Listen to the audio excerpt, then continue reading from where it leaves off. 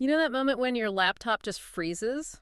Hmm. Right in the middle of a huge project. Oh, absolutely. The worst timing. And you start clicking everywhere. Maybe you even shout at the screen. Right. Why are you doing this to me? Exactly. And the machine, it has no clue you're about to lose your mind. It's just cold. It's totally indifferent. We Right. project so much emotion onto our tech, but it has always been a one-sided relationship. Until now, maybe.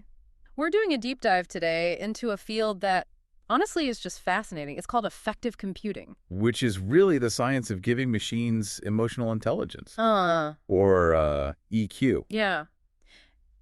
And the goal here isn't just to make them, take commands better. No, it's much deeper. Yeah. The mission is to create systems that can recognize, interpret, and even simulate empathy to adapt to what we need. I was surprised to see this isn't even that new. I was reading a paper from Rosalind Picard at MIT from 1995. She really kicked the whole field off. She argued that you can't have true intelligence without emotion. She was so ahead of her time. So how does it work? How do they capture these signals? I mean, I get the visual stuff. Sure, cameras. Right, cameras tracking action units, like a furrowed brow to see if you're confused. But the audio analysis is way more nuanced than just, speech to text. You're talking about prosody. Exactly.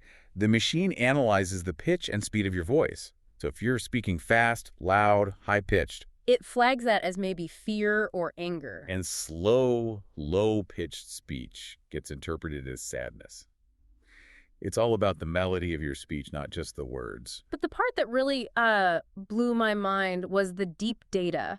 We aren't just talking about things I can fake with a smile. Right, this is where we get past the poker face. These systems are measuring things like blood volume pulse and, galvanic skin response? Yeah, that's it. So they're detecting how your heart jumps when you're startled by tracking blood flow, or they're measuring the electrical resistance in your skin. To see if your sweat glands are active from stress. Precisely.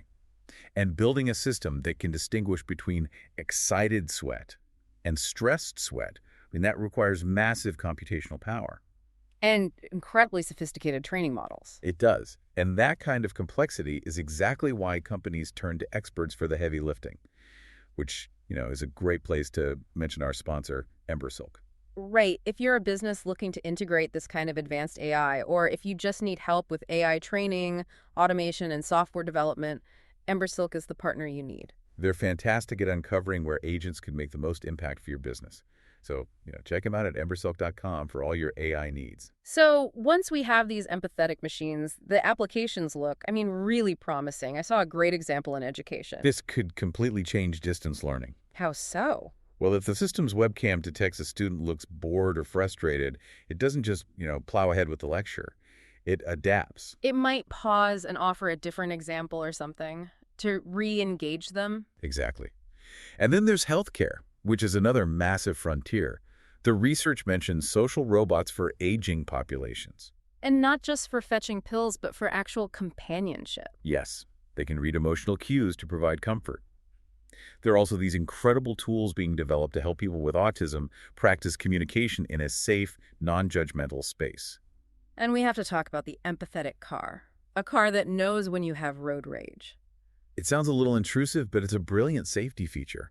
If the car detects high stress, it can engage safety measures or maybe dim the lights. Adjust the music to help you de-escalate. All to prevent accidents by managing the human element. This all circles back to the more philosophical side of the research. There's the cognitivist view, where emotion is just a signal to be labeled. Picard's original view, basically. Right. But I was really drawn to the other approach, the interactional one. That's the perspective that views emotion more as a social construct, something created through our interactions. So the insight there is that the machine isn't just a thermometer telling you are angry. It's more like a mirror. A mirror, yeah. Yeah. It reflects your state back to you so you can understand it better yourself. That's the ultimate goal. It shouldn't just define us. It should help us regulate ourselves. It's a tool for reflection. Which is just a beautiful thought to leave on.